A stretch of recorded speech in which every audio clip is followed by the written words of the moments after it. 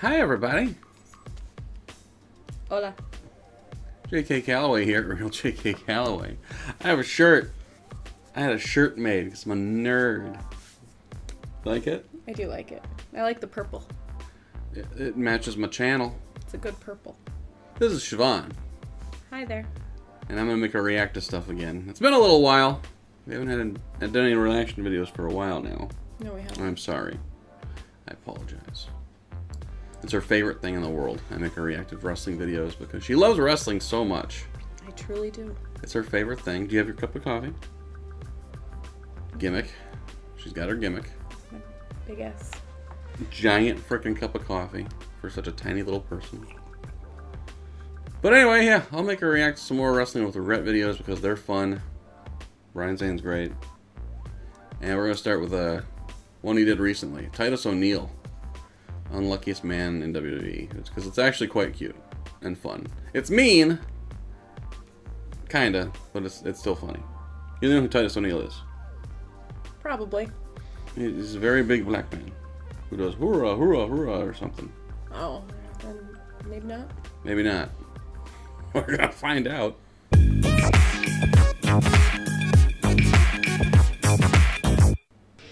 No ad. No ad on this one. Wow. Even That's too bad. Can you tell me any of the references from his opening video? Nope. Wasn't Okay. really watching them. Fair. You know, as wrestling fans, one of the most bitter pills for us to swallow about this business that we all love is it has been filled with bad seeds over the years. Sleazeballs, perverts, liars, racists, addicts, criminals, and so forth. The history of wrestling is far from clean. That's why it's so important for us as fans to celebrate good people like Titus O'Neil. Titus O'Neil is a walking, talking inspiration. The guy on the right. Your circumstances don't have to determine who you'll become. Born into poverty when his mother was raped at the age of 11, Thaddeus Bullard escaped life on the streets through hard work and discipline. He directed his energy into football, where he became a high school All-American, played for Steve Spurrier at the University of Florida, and eventually be inducted into the university's Hall of Fame. He has dedicated his adult life to charity work, helping hundreds of student athletes and at-risk kids, and has stressed the importance of advocacy for young people. He's become an incredible goodwill ambassador for WWE. Over the course of nearly a decade, I've never heard anyone say a bad word about the guy. In an industry that has been full of scummy characters, Titus is without question one of the good ones. That being said... Oh, that dude. Now you recognize him? Yeah. When it comes to wrestling, he is one unlucky man. Since making his in-ring debut in 2009 and first appearing on NXT in 2010, Titus has weathered countless storms, from in-ring botches to social faux pas. Based on this impressive rundown of gaffes, I'll bet his years of selflessness and generosity through charity have probably kept him around much longer than other men would have been. So while Titus absolutely deserves to be praised for his years of humanitarian work, I run a YouTube channel that pokes fun at wrestlers. I feel bad about this, I really do. Let's go all the way back to Season 2 of NXT, when many of us caught our first glimpse of Mr. O'Neil. His mentor was Zack Ryder, another victim of the monkey's paw. Titus got off to a rocky start in Week 1 when the rookies were all asked to give their thoughts about the debut of the Nexus the previous night on Raw. If you're gonna fight, make it a fight. And if you wanna win, make it a win. Well, thank you for that totally irrelevant answer, Titus. Anything else you want to add? He tried. I'm good enough, I'm smart enough, and doggone it, people like me. But that wasn't as bad as what would happen in Week 4 of the competition. The rookies were fighting to avoid Look, it's Bray Wyatt. by seeing who could carry a full Maybe it was plate called around Husky the ring Harris. fastest. In walked Big Sad. Titus. Mm-hmm. Go get him! Think he threw some kicks around the University of Florida? Let's see. Now, to be fair, Titus was not the only one to disqualify himself in this contest. Michael McGillicuddy dropped his keg almost instantly, then tried to explain himself. There's something with this. I was with Husky Harris the other night. There was a keg a lot. It wasn't as heavy as that thing was. Damn, man. Even Sarah Logan thinks you need to enunciate. Has anyone from Kentucky ever been in that little hippie granola state you call? Huh? But Michael's What? plight quickly compared to that of What the the hell was Florida that? Gators, who crashed and burned That in was in hilarious English. fashion. It was close. Apparently, it was a big enough moment for them to recreate years later. Do it! Do it! I did it! WWE, our selective memory, only serves to do harm. After that flop, it's no surprise that Titus was voted off the competition at the end of the episode, the first elimination of Season 2. Despite the setback, he was able to win over the crowd with his can-do attitude and his story of perseverance. He even got his catchphrase over. Take each and every opportunity that you can to make it a win. Yes, it was a sad day for Really? O'Neal and his fans, but it just shows you how tough and competitive the original NXT was. Actually, I'm kidding. They waited a whole month before eliminating anyone else. Eli Cottonwood stuck around for 4 more weeks, and he cut this promo. What is a mustache? Titus wouldn't appear again on TV until the Season 2 What is a finale, mustache? sitting alongside the others who were eliminated. The show ended in a giant brawl as the spurned rookies got revenge on Koval, the eventual winner, and many of the NXT pros. All these eliminated rookies from Season 2 just rushed the ring ringside. Why did the big gets here? We didn't watch at this point, so I don't know what the hell. Whoa, hang on. Let's go back to that Yakuza kick. Wait a second, yeah. Holy crap, Titus just straight up no-sold one of MVP's signature moves like it didn't even touch. Right. This is a guy who jobbed out to a keg, but suddenly he's too good to sell because he has to get his own finisher in later? He'd be brought back later for NXT Redemption, which featured eliminated wrestlers from previous seasons. This version went for more than a year and never reached a resolution, prompting fans to pine for the days of... I'm sorry, this is really embarrassing. I should have had this on silent first, but... That's weird. I was like I'm finally getting a tweet from Titus's old Twitter account from October of 2010. Well, let's check it out. Ah! Well, here's something I wish I could unsee. Soon after Season 2 of NXT wrapped up, Titus pulled an Anthony Weiner and accidentally posted a pic of his little gator on Twitter. Maybe he was trying to make it a win with the ladies of NXT Season 3?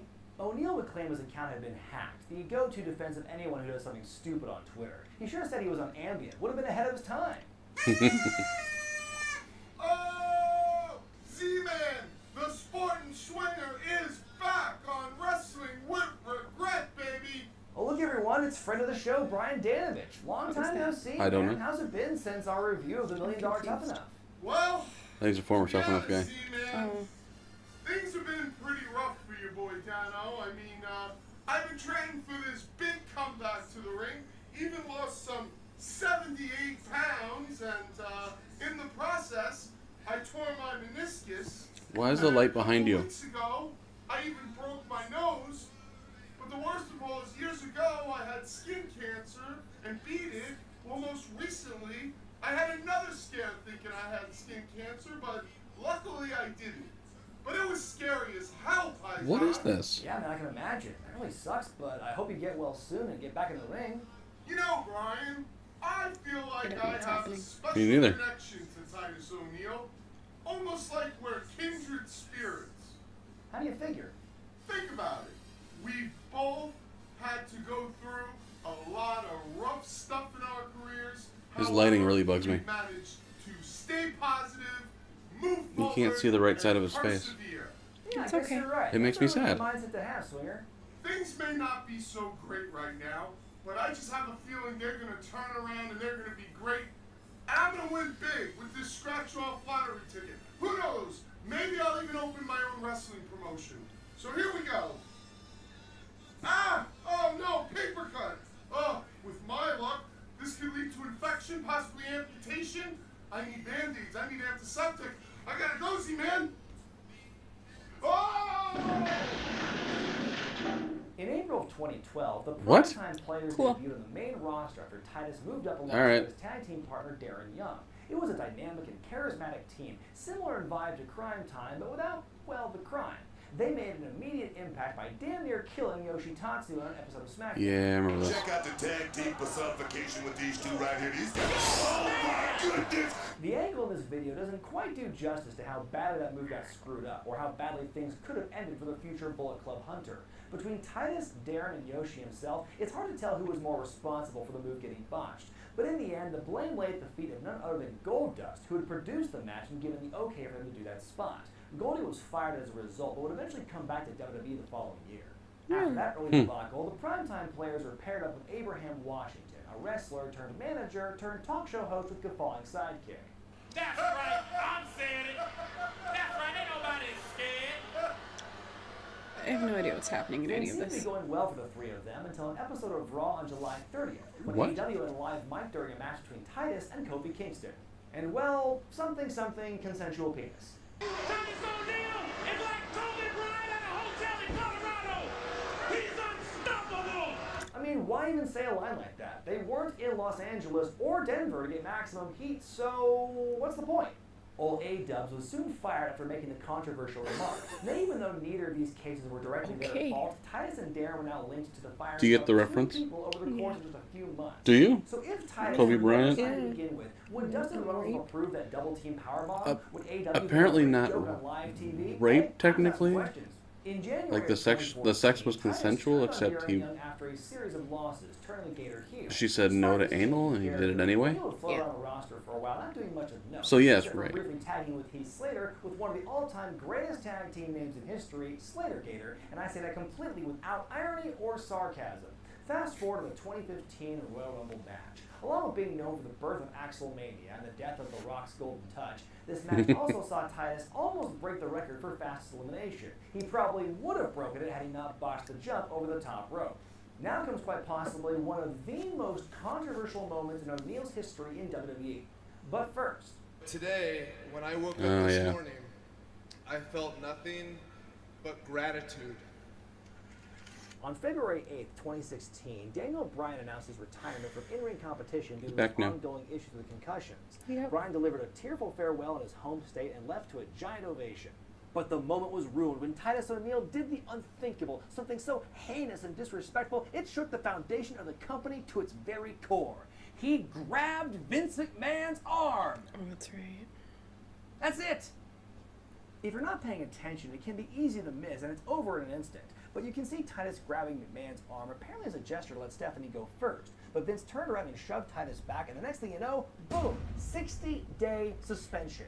Vince Now, has you a could problem. argue Titus's actions were deemed inappropriate given the situation. He may have been out of place, but a 60-day suspension? The equivalent of somebody's second wellness violation, all for grabbing somebody's arm? If that's their standard for a suspension, Golda should have been fired for what he did. He should have been blasted into outer space. Maybe spin it into a positive. Start a whole space program called the XSA. That would still be less ridiculous than suspending a guy 60 days for arm grabbing.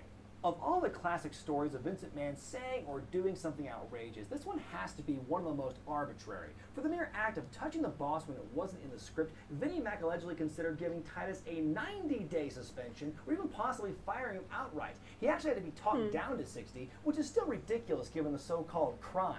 As nuts as this story was, I have to disagree with people who think that this is proof that McMahon is racist. Vince McMahon is not racist. Is he insane? Oh yeah, throw him in a home already. Titus missed out on any chance of a WrestleMania payday due to the suspension, but he was put right back in the thick of things upon his return, when he challenged Rusev for the U.S. title at Money in the Bank that year. He would ultimately lose the match, but more memorable than that was his entrance, when he kissed his teenage son on the mouth at ringside. Was that a botch or a screw-up? No. It's fine. Just weird. No. We then jump ahead to the spring of People. 2017.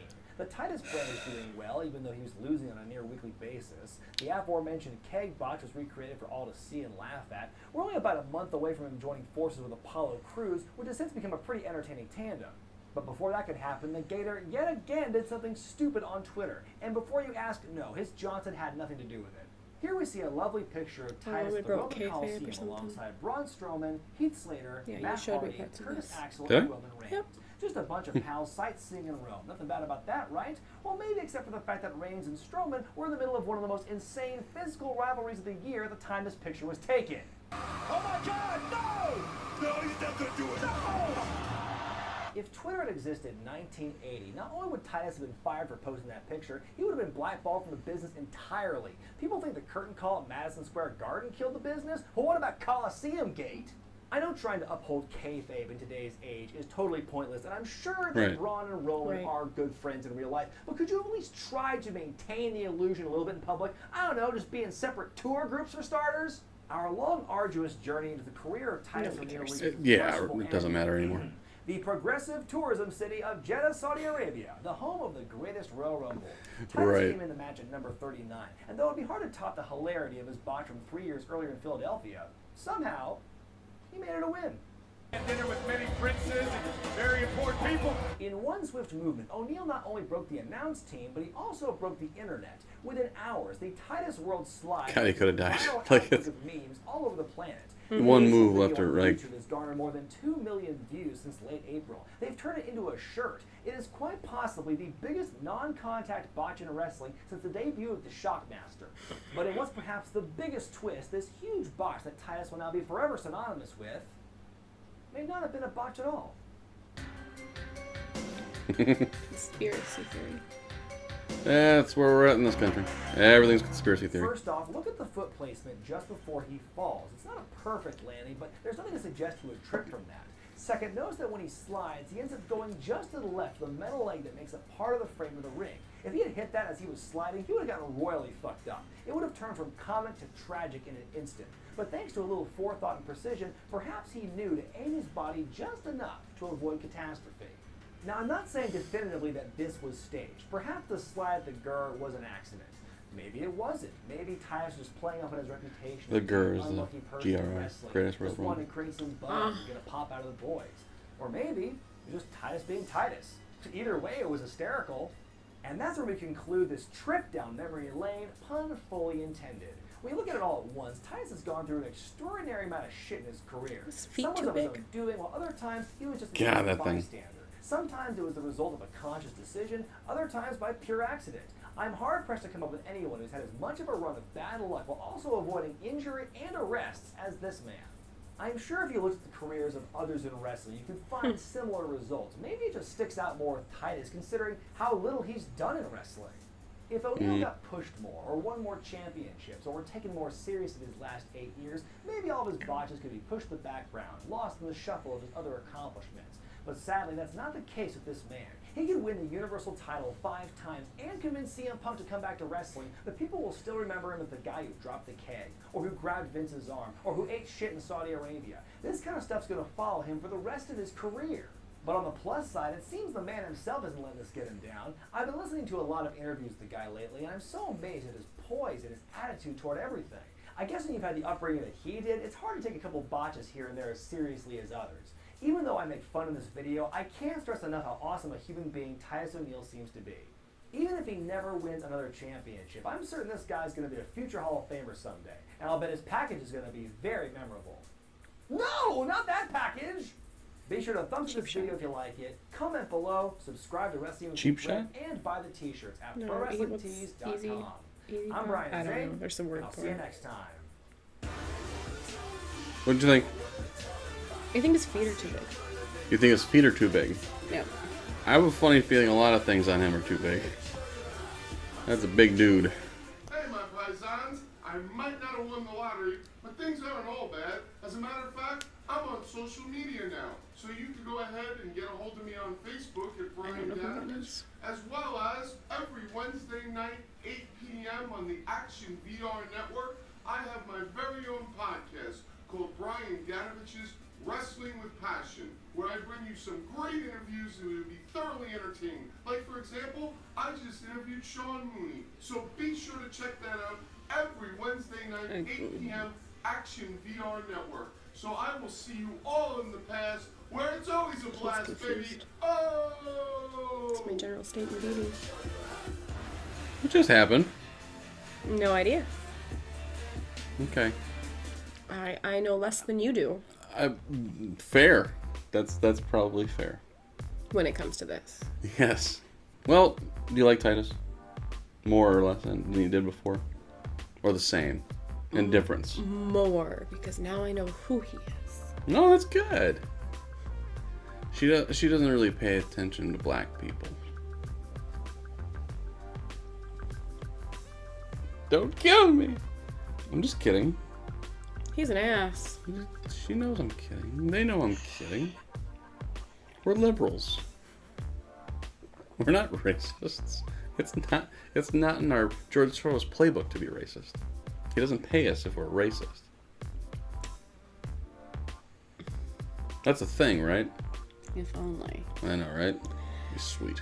Anyway, thanks for watching. Yeah, thanks. Titus seems like a nice person. He does. You know. He trips over his own feet. They're too big. Yeah. Maybe it's because his wrestling boots, they're not actually like, maybe those are too big, and that's why he trips. Go on. I don't know. He seems to trip a lot. It's weird for somebody his age. He's probably our age, a little younger. Yeah, we don't trip that much. I tripped this morning moving a table, and I'm wearing sandals. They're not even like complicated. Thanks for watching. My name is J.K. Calloway. Yep. Follow me on stuff. So it's that. Sorry, I'm getting over a cold. That was her follow cough. Make sure you follow. Yeah, follow her at Calloway Teacher on Twitter. Yeah. Yeah. I look at it like once a week. She'll get back to you. Bye. Adios. Thank you so much for watching my video. Make sure you do hit subscribe. Should be right around here. Check out my latest video. It'll be over there. Find me on other social media sites. Always Real JK Calloway. Give a follow to my personal hashtag game on Twitter. It's at #skirmish. And check out the #Roundup app. All the best weekly hashtag games, including mine. My name's JK Calloway, and we'll talk to you next time.